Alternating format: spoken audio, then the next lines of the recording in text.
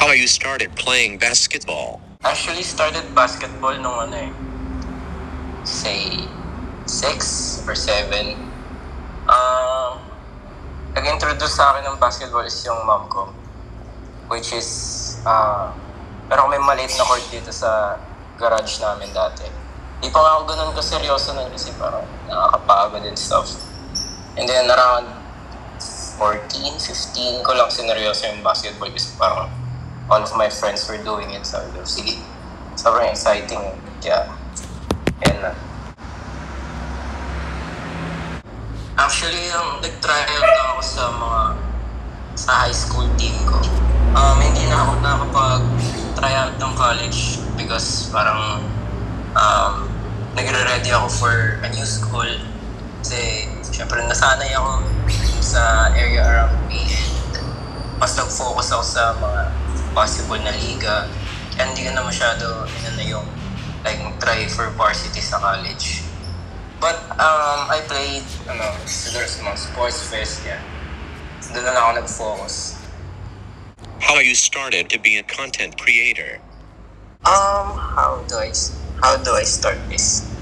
Actually, nag-start ako around 2022 and di nga siya basketball nung una eh. More on self-development / self-improvement ng mga contents. Gawa nga ng nagba-basketball talaga ako and sabi ko parang gusto ko na talagang i-express yung basketball. Pero inunti-unti ko na lang siya kasi hindi ako nakapag-start basically sa basketball na content. Hindi ko talaga alam kung ano yung ilalabas ko. So, gradual changes hanggang sa naging basketball content talaga siya. So, kung how, I can say, siguro na-inspire ako sa iba. Parang hindi siya how eh. It's more of what inspired me. Kasi, parang dati pa lang, gusto ko nang nakikita sarili ko in front of the camera. So, sabi ko parang exciting to Then, ayun, parang yung a bit of acting na gusto kong maging parang umaarte sa harap ng camera. Then, kasama pa yung basketball. So, parang two birds with one stone siya. Kaya talagang blessed na, ayun, nagagawa ko yung content creation. This is one video, diba? Okay, different siya eh. Magkaiba yung sa TikTok tsaka sa Facebook. So, if you're gonna ask me sa TikTok, ang pinakamadami ko is 3.5 million sa TikTok. And sa Facebook, currently nagkaroon ako ng 6 million views. Nung kailan lang siya. How's the feeling playing against Kong and Malupatan? Let's start with Kong TV. Kasi nakalaro ko si Kong TV. First time siya nakalaro noong March this 2024 din. Shoutout sa United by the Game for the opportunity. Talagang na-pull off namin yun. So, back to what I'm saying. Nakalaro kasi ko nung una, nung dumating siya parang parang speechless ako. Parang sabi ko, wait lang, ito yung pinapanood ko nung pandemic. Actually, nag-beach match ako kay Kong nung pandemic lang. Anyway, tapos, ayun, so, ito na siya. Nasa harapan ko na. So, syempre nakaka-starstruck, most especially nung dumating siya. Pero nung nakalaro ko na siya, parang it's parang normal na tao lang din pala talaga sila. Pag nakalaro mo sila, parang talagang magbabantayan kayo, talagang offense, defense, talagang basketball siya. So, ayun, very blessed na makalaro yung sa pinakamalupit na content creator sa Pilipinas. And story naman about Malupiton. Medyo late sila dumating nakalaro namin sila. Recently lang yan. So, dumating sila, sobrang dami nila. Tapos, I remember one time nagko-commentator si Malupiton sa amin nun. Tapos, mamaya, puro joke time. Mamaya binalik niya na yung mic. Tapos, nandun ako sa bleachers, nakaupo ako with two of the guys din sa amin.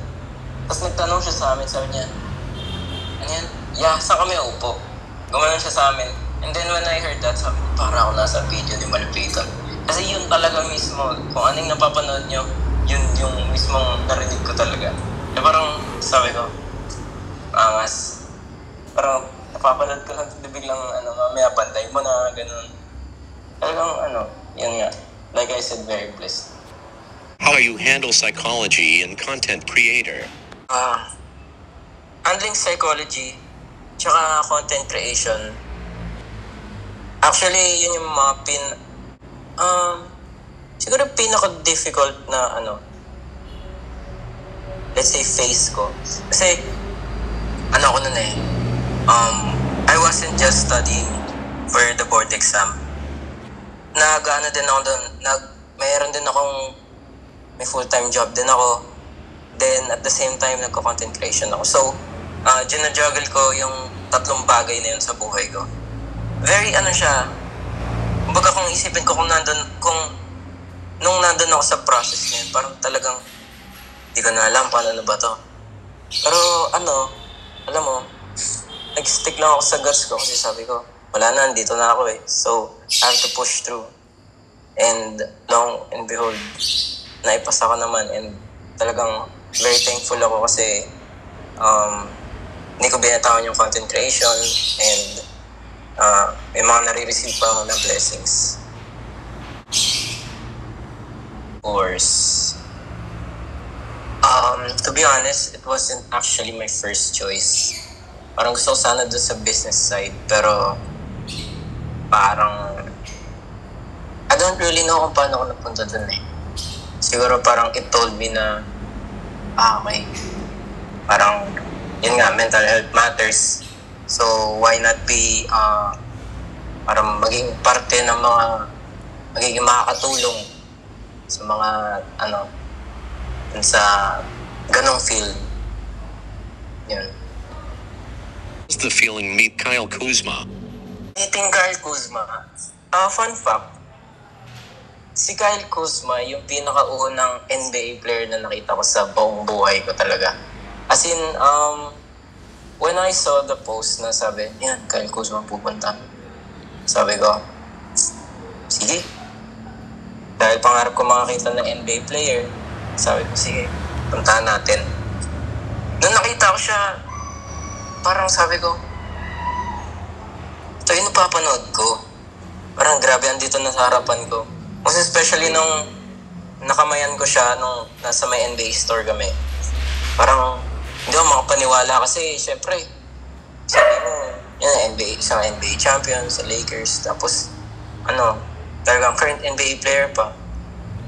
Parang alam mo yung vibe niya, parang kala mo tropa mo lang din siya, but at the same time syempre superstar. Kaya parang starstruck ka sa kanya. Sabi ko kinamayan ko siya, parang sa kanya, I'm starstruck. Kasi syempre, first time ko makakita ng NBA player. Kaya ayun, hopefully, more NBA players to see in the future. You get a chance to be a PBA player, who do you want to face? Gusto ko makalaro si Jason Castro. Jason Castro talaga, no doubt. Kasi, idol ko yun eh. Talagang, parang, I watch his games like online sa YouTube, parang inaaral ko, ganun. And if maging part ng PBA, tapos ganun yung makakabantayan mo. And most especially kung mabigyan ka niya ng tips to learn, di ba? Parang talagang wala na. From Magilas legend and PBA legend, talaga solid si Jason Castro for me. What other sports you can handle will replace basketball? Actually hard. Kasi puro basketball ako eh. But, marunong ako mag-badminton. But, parang alam mo yun, parang when family comes na yung badminton kaysa bonding. Parang that's about it eh. I only hope iisipin ko lang talaga.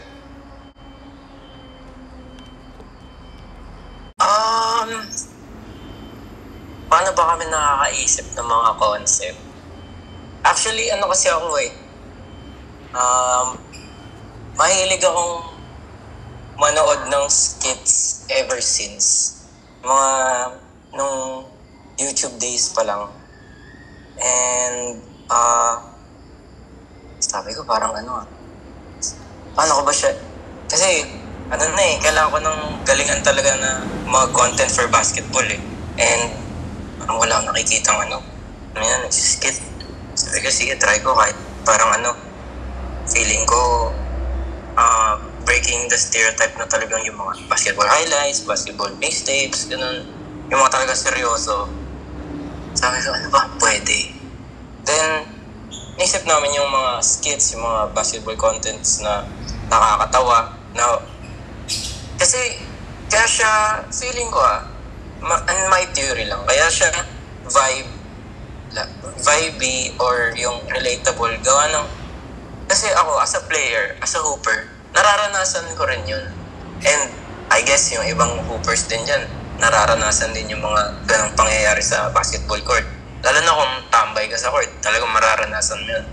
So, sabi ko, translate natin to as a video, as a skit. So, buti na lang talaga, meron akong yung dalawang kasama ko palagi, which is si Raymond at si Kevin, na talagang G din kapag gumagawa kami ng mga ideas. Ang pipiliin ko mga collab international, which is yung pinaka biggest inspiration ng mga skits ko, si YPK Ray talaga. Kasi pag pinapanood ko siya talaga alam mo yun, at dami kong parang sobrang inspiring. Kasi siya hooper talaga and then comedy. Parang ganon. So, masasabi ko na si YPK Ray, if I ever got the chance, talagang siya. Kahit naklakan niya lang ako, okay lang sa akin yun. Last question starred, bench, cut, Kevin Kiambao, Renzo Bando, 30 Ravina. Start ako kay Kevin Kiambao. Yan. Bench ko na lang si Renzo Bando. So, cut ko si 30. Kasi, ewan ko, basing on what I've seen lang kasi, yun nga, parang, yung, kung paano lang yung style of play, ba? Kung paano sila magagamit. Thank you for watching.